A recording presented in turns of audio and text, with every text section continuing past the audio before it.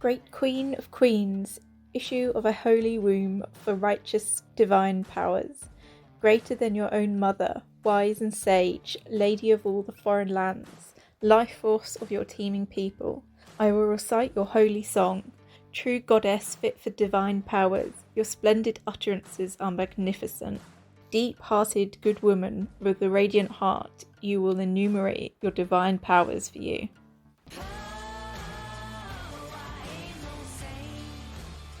That was an extract from the Exaltation of Inanna by the priestess Enheduanna. Hello and welcome to the 8th episode of Amorous Histories. I'm Annie Harrison, your resident history nerd for the next 20 minutes. Thank you to everyone who's supported me with social media follows, likes and shares. If you're new, hopefully you'll like what you hear and keep spreading the word.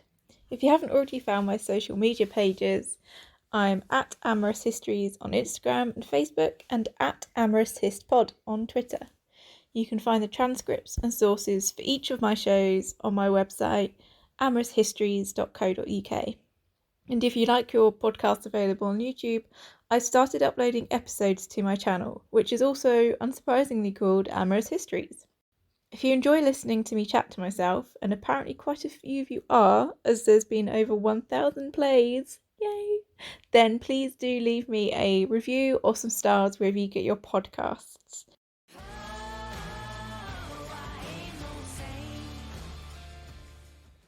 Today we're going back to ancient Mesopotamia, or just Mesopotamia. I've looked at how to pronounce the words, which were pretty much all new to me, but there is variation, so apologies if I do accidentally get anything wrong. And today we're going to be talking about Inanna, who we heard about in the intro at the start. Inanna is the ancient Sumerian goddess of love, sex, fertility and war. The Sumerians were South Mesopotamian people whose civilization existed between circa 4100 and 1750 BCE. Mesopotamia was an ancient region which today corresponds with Iraq and parts of Iran, Syria, Kuwait and Turkey. The Sumerians were responsible for many important inventions, innovations and concepts. They were the first to divide the day and night into 12-hour periods, hours into 60 minutes and minutes into 60 seconds. In History Begins at Sumer, Samuel Noah Kramer states that there were 39 world firsts by the Sumerians.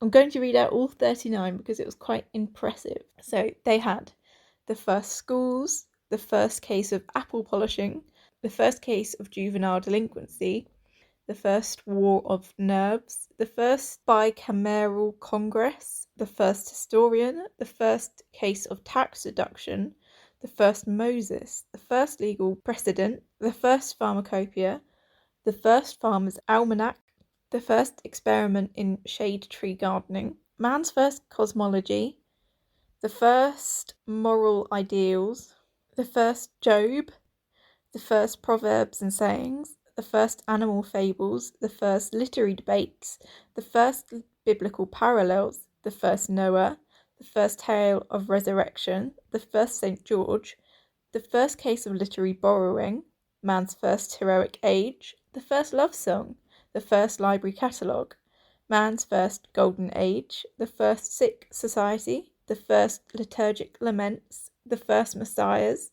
the first long-distance champion, the first literary imagery, the first sex symbolism, the first Mater Dolorosa, the first lullaby, the first literary portrait, the first elegies, Labour's first victory, and the first aquarium. Religion was deeply ingrained in Sumerian people's lives and influenced governance and societal structures. The Sumerians thought that the gods had created order from chaos, and that the individual's job in life was to work alongside the gods to ensure that chaos did not return. When humanity's clamour and commotion became too much to endure, the gods themselves would reverse their own work, returning the world to chaos. Temples were at the centre of Sumerian cities. Each city had its own deity who lived in the temple, protecting and guiding the people who lived there. Inanna's city was Uruk. Inanna's story is many and varied. Her character can change from myth to myth, and secondary sources offer many interpretations of her. Now, I'm not a mythologist. Is that even a word? Who knows? Anyway, I'm not a mythologist, and I'm way out of my historical comfort zone, so apologies if I miss anything out. Today, I'm going to be talking about Inanna solely, not including her corresponding deities in different cultures, such as Ishtar, Sasuska, Asati, Aphrodite, Venus, and many others. And because her story is so varied, there is a lot that I've not covered in this episode.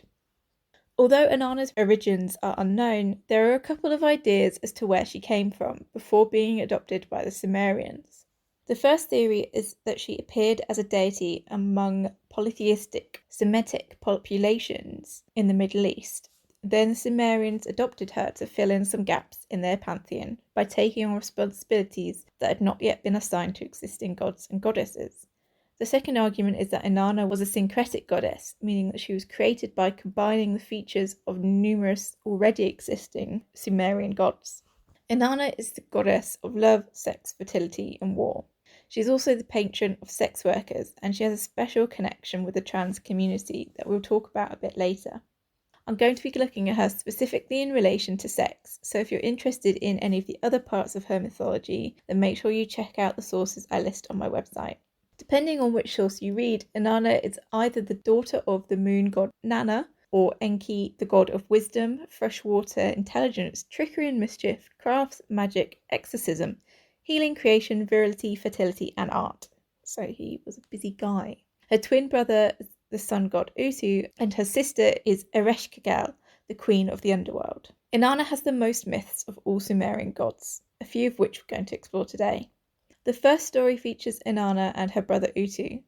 Inanna is in a tavern, what we assume to be a brothel, and she says to Utu, quote, "Let me climb up with you onto the highlands, so that I may see the waters of the Tigris spurting out of the earth. My brother, wait, let me climb up with you onto the highlands, my brother, so that mine eyes may gaze at mid-ocean.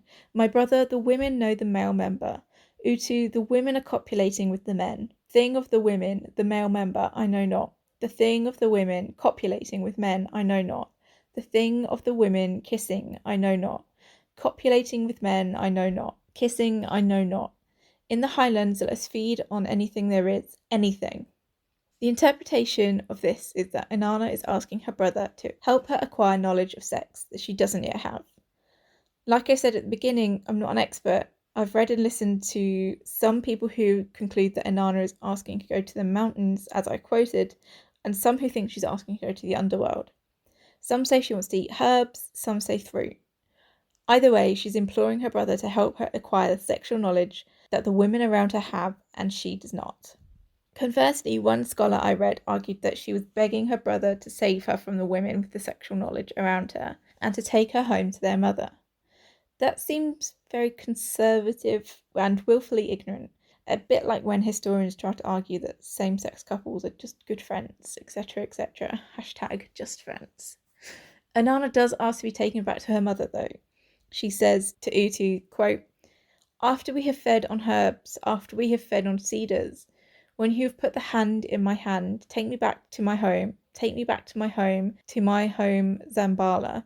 Take me back to my mother Ningal. Take me back to my mother-in-law, to Ninsuna. Take me back to my sister-in-law, to Gestinana." What confused me from this passage is that she says she has a mother and sister-in-law, which to me equals marriage, which means she's had sex to consummate the union. Although others have noted that she may just be engaged. Perhaps then she's eager to gain knowledge of sex before her wedding night, so she knows what to expect and what to do. The Sumerians had no word for virginity, but I don't think I could go as far as to say that they had no concept of virginity, as that seems up for debate. What I find especially interesting about this myth is its parallels with the Christian story of Adam and Eve in the Garden of Eden, which was written much, much later. A serpent convinces Eve to eat fruit from the tree of knowledge, the one tree that God has forbidden Adam and Eve to eat from. Once Eve gains the knowledge, she realizes that she's naked and is ashamed, so she covers herself and tells Adam to do the same. This really annoys God, and he throws them out of Eden. Supposedly, Eve feels the pain of labour as punishment for her insubordination. The Bible clearly takes a lot of inspiration from Inanna's story and then adds a classic dose of Christian shame to it. The Sumerian myth, on the other hand, has no shame attached to it. Inanna knows what she wants and she knows how to get it. She knows that other women are having sex and she wants to as well, almost as if it's a rite of passage. The second myth we're going to look at is the courtship of Inanna and Dumuzi, or the Song of Inanna and Dumuzi. This is a story that tells how the goddess of sex ends up marrying a shepherd.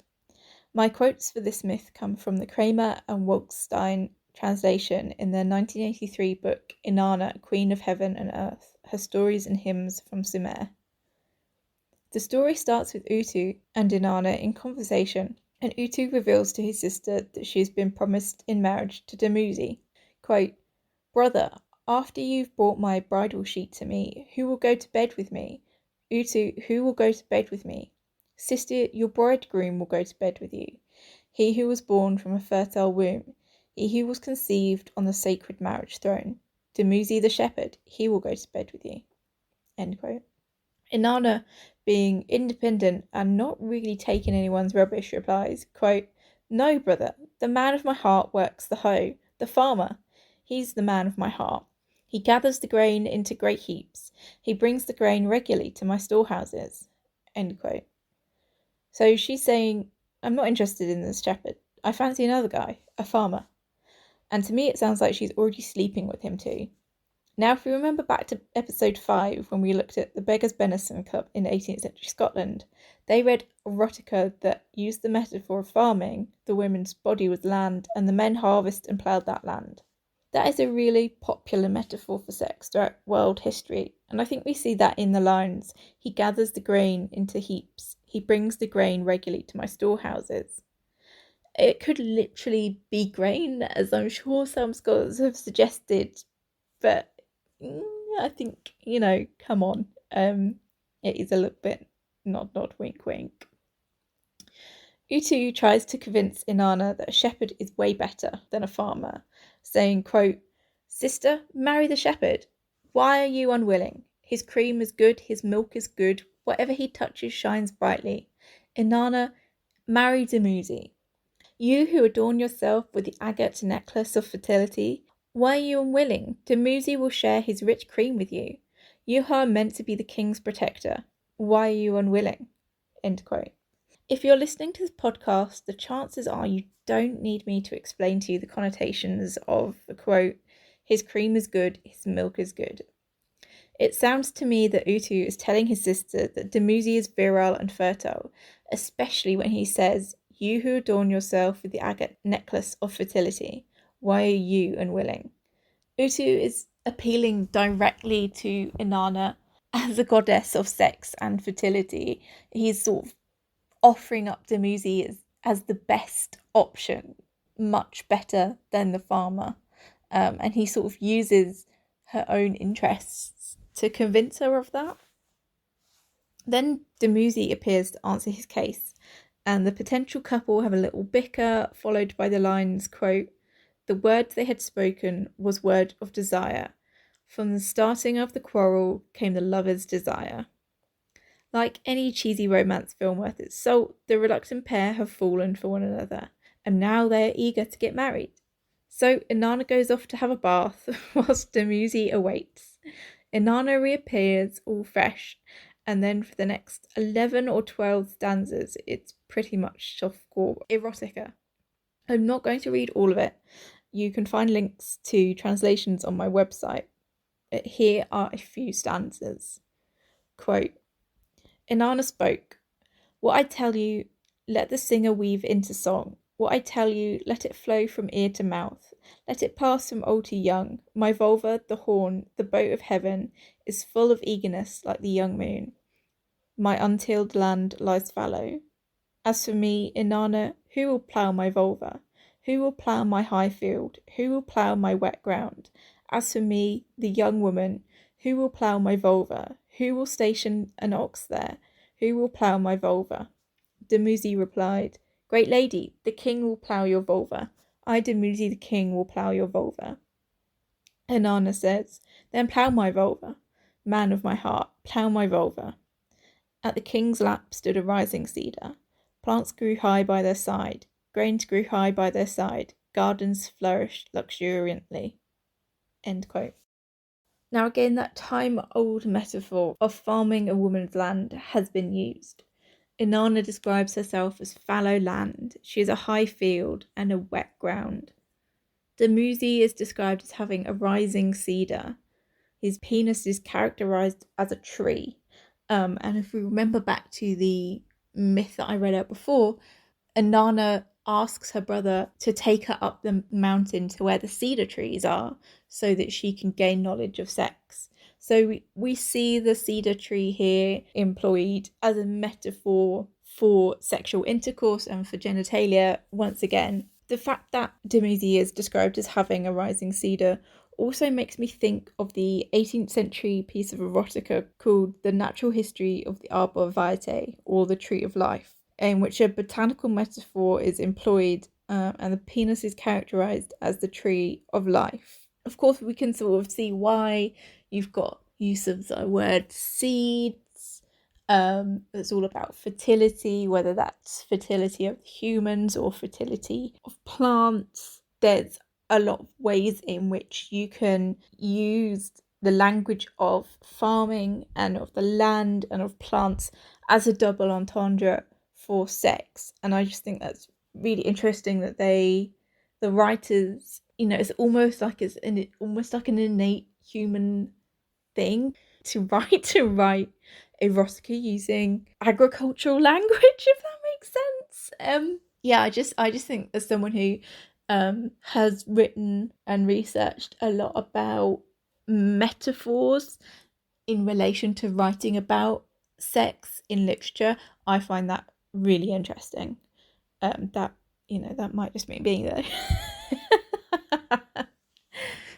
So yeah, the myth goes on and it does get a lot juicier. They do consummate the union and they do something 50 times, but I'm not entirely sure what they do 50 times. So finally, what appears to be the most famous myth about Inanna is called Inanna's Descent, or Inanna's Descent to the Underworld. I'll touch on it briefly as it illustrates various aspects of her character quite well. The myth tells the story of Inanna's descent into the underworld and an attempt to take power from her pregnant and recently widowed sister, Ereshkigal. Her sister blames Inanna for the death of her husband in a battle Inanna started because Gilgamesh rejects her sexual advances. And that's in the Epic of Gilgamesh, but Inanna is referred to as Ishtar, I believe. So Ereshkigal has her sister killed after stripping her of her power when she makes her way down to the underworld. After Inanna's death, Ereshkigal goes into labour. Meanwhile, Inanna's servant, Ninkubara, realises that Inanna has been killed and everyone in Inanna's city of Uruk goes into mourning. Ninkubara tries to convince various gods to save Inanna, and they say, quote, "My daughter craved the great heaven, and she craved the great below as well. Inanna craved the great heaven, and she craved the great below as well. The divine powers of the underworld are divine powers which should not be craved, for whoever gets them must remain in the underworld. Who, having got to that place, could then expect to come up again?" End quote. Eventually, Enlil agrees to help and sends to Gala, who were people created, quote, neither male nor female, to go to the underworld and bargain with Ereshkigal, who is suffering in the pains of labour. The Gala convince the Queen of the Underworld to return Inanna's body, and they are able to bring it back to life. The implication is that because Ereshkigal killed the goddess of sex and fertility, that meant she was unable to give birth, and that is why she was suffering with those prolonged labour pains. Ereshkigal agrees that Inanna can leave the underworld, but she has to find a replacement. So Inanna and some demons from the underworld wander around looking for a replacement. The demons basically suggest everyone they meet, but Inanna refuses to hand over her loyal servants who have been mourning for her. Eventually they reach Dumuzi, Inanna's husband, who's dressed in fine clothing and sitting on his throne, not at all bothered that his wife is dead. On seeing this, Inanna decides that Dumuzi should replace her in the underworld, and the demon sees him. However, Dumuzi's sister, Inanna, pleads with Inanna to let her go in his place. Inanna decides that Dumuzi should spend half of the year in the underworld and then swap with his sister, who would spend the rest of the year in the underworld whilst Dumuzi is on Earth. Does that sound familiar at all? So Persephone and Demeter, obviously that story has some parallels with this. So Inanna's descent is about how the seasons came to be, but I think it also highlights Inanna's importance in childbirth. I think it's quite interesting because, as far as I can tell, Inanna never had any children, and she never strived to. Sex in Inanna's world is for pleasure and for love. It's not to procreate, and I don't think there's ever any pressure on her to have children. She never sort of says to Dumuzi, oh, you know, like, I love you, let's have children, let's get married and have children. It is just, you know, plough my vulva. And although if you read the rest of the courtship of Inanna and Dumuzi, there are obvious metaphors about seeds, and she talks about her womb. There is no intention to have a child, as far as I can see. So, as well as being the goddess of sex, Inanna also had a cult of trans or non-binary followers called Gala. They worshipped at her temples, sang lamentations, and spoke a Sumerian dialect called Emasau, which was possibly reserved just for women. Scholars have suggested a variety of things about the Gala, including they were men who dressed as women and took female names. They were women who took male names. They were castrated men. They were male sex workers, or they were a diverse mix of gender and sexualities. So historians seem to have covered all the bases there. But Gala were real people. They really did exist, and there is proof of that. But in the myth, the Gala were created to worship Inanna, which is why they're called her cult. It's not anything weird.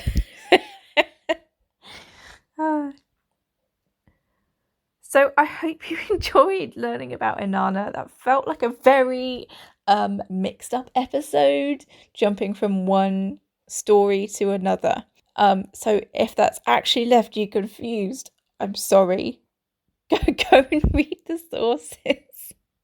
Like I said, it was way out of my historical comfort zone, but I was really interested in doing like a goddess of sex. I wanted to see how far I could push myself, and a Mesopotamian goddess is definitely not something I knew anything about before.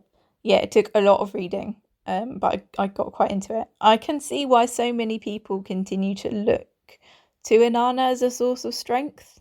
Yeah, a lot of things to say about that episode, I think, but especially in relation to why we have sex and the trans and non-binary community. It's, you know, people will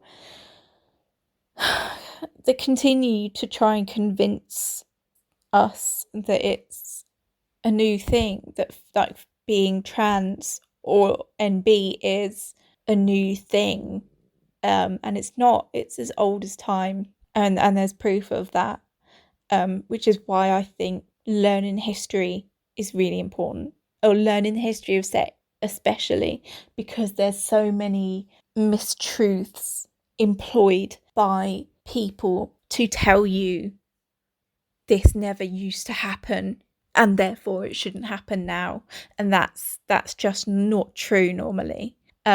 Yeah, but anyway, more that I will say on that later. Yeah, lots of thoughts on that one. Yeah, I'll stop babbling. So yeah, I really enjoyed learning about the sex goddess, and I'll probably do another one in season 2. So let me know if you want more or less mythology. So if you like this episode, please leave Amorous Histories a review or some stars on your podcast app or website. You should be able to find me wherever you get your podcasts, even YouTube. You can also follow my socials at Amorous Histories on Instagram and Facebook, and at Amorous Hispod on Twitter. Transcripts and all of my many sources are at amoroushistories.co.uk. Please feel free to DM me or email me at amoroushistories@gmail.com, or if you have any questions, episode suggestions, or want to collab, please do get in touch. The next episode will be the penultimate one of the season. I'm very lucky to have Dr. Brianna Robertson Kirkland joining me to talk about castrati singers and scandal in 18th century British music lessons. So until then, stay sexy.